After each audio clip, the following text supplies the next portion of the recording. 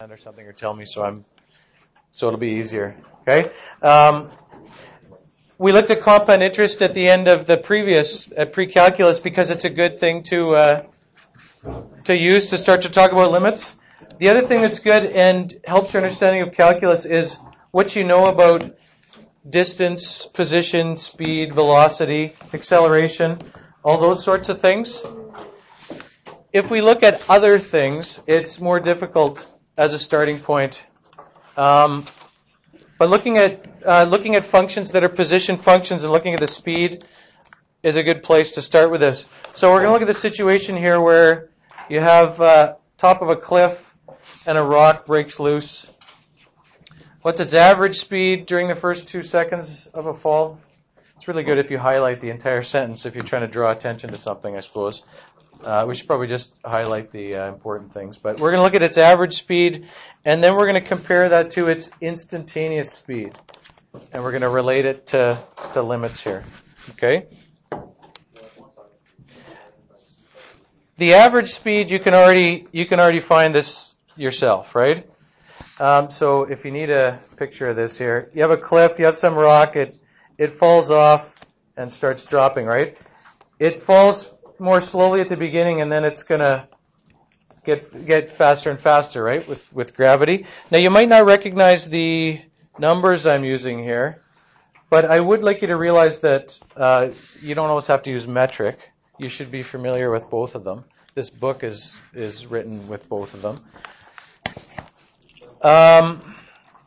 G is 9.8 meters per second squared in metric. Oops. In imperial units, what is it? If this is 16 t squared, if it's just falling and the only thing affecting it is gravity, like there's no initial velocity, no one's throwing it down, it's positioned at the beginning 0, so the only thing affecting it is that. If g is this and you wrote an equation for it in metric, it wouldn't be y equals 9.8 t squared. What would it be? It's half of that, right? I mean, what you know from physics is a half acceleration times t squared plus whatever the initial velocity is, plus if there's some kind of initial position other than 0, it's that. There's the initial position, I'm calling this 0, and I'm calling downward positive here. That's why this is positive 16. There's no initial velocity because no one's thrown it up or down. It's just started from 0. So it's just this. If you were doing this in metric, a half of a obviously would be 4.9 t squared. This is 16. G in imperial is 32 feet per second squared. I just did that here because 16 is a nicer number to work with than 4.9 for this, and I don't want us to get bogged down in the numbers. Not that that would necessarily bog you down, but so that's the function. You know what that function looks like. If you're more comfortable drawing it upside down, it's a parabola, right? Looks like this. If you'd rather make your axis, the convention always is up and to the right is positive, but there's nothing says you can design your coordinate system however you want. If it's more convenient here to say, I'm going to make down positive, that's fine, and then just draw it down like that if that's better for you. But for graphing on the calculator and stuff, it's obviously going to do it always the same way. So what does its position look like here? I'm going to use this instead. There's that function. As time goes by, the negative part has no meaning in this situation, so you have to ignore it, right? I could graph it in here so it doesn't draw that, but I think we can safely ignore that part. If you have a point here, this is going to, okay, as this is the graph of the thing. As time goes by here, its position is changing very little. As more and more time goes by, its position is changing faster and faster. We already know that, right? Its average velocity after a certain time, if I want to know its average speed, if I start there, I guess it doesn't matter, yeah, right there. If I start there and I end here, how do you figure out its average speed there? Let's pick easy numbers here, I guess. If it goes 100 feet in 2.5 seconds, What's its average speed? I just picked a random spot there. This would be what's its average speed over the first 2.5 seconds? 40, right? 100 divided by that, 40 feet per second. Is it traveling at that speed the whole time? No, it's not, right?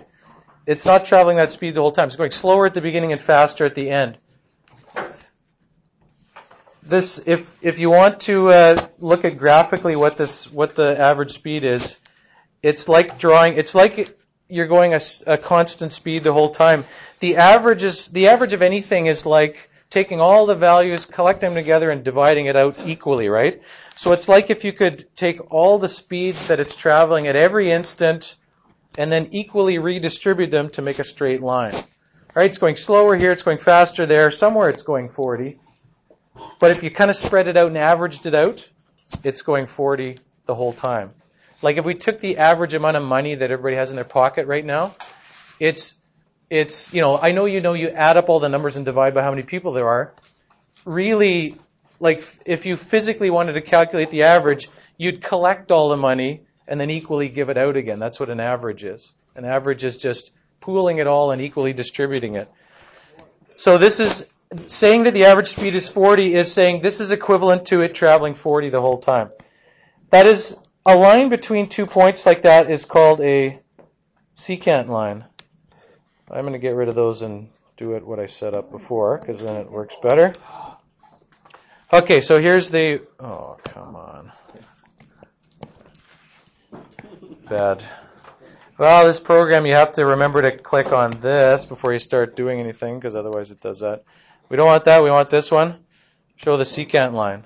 Okay? That's the average speed from there to there. If I drag this around now, right, the farther I go here, right, at the beginning the average speed is pretty low. If I only did it over the first second, it's pretty low. The slope of that's not very much. If I drag this farther up here, the farther I go, the average speed is higher and higher. But again, that's not the speed that it's traveling at a given moment. The speed it's traveling at a given moment is the slope of the curve at a single point, which is a tangent line. Okay, the slope of this tangent line here. If I want to know the speed at any given time, it's the slope of the curve. You talk about the slope of the curve at a point, you're talking about the tangent line. You can't really calculate slope if all you have is a single point. Calculus is going to let you do that, right? The big premise of the first part of this course is making a connection between slopes of tangent lines, curves, and being able to find it without, drawing a graph and counting squares and things like that.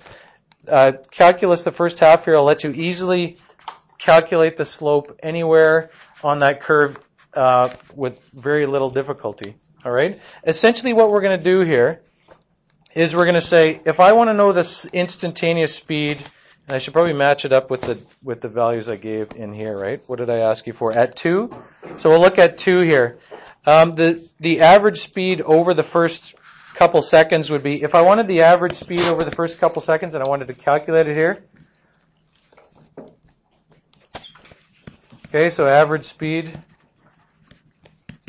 let's say over the first 2 seconds, right? How do I calculate that? Draw a quick little graph under here. So we have that and that point, right? I know I used 2.5 before, but 2 here. The slope of a line is obviously the vertical change over the horizontal change, right? Change in y over change in x. Delta y over delta x. Or, you have this formula, right? Like x2 minus x1.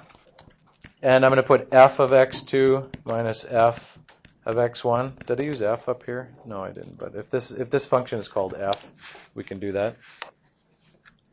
That's the average speed.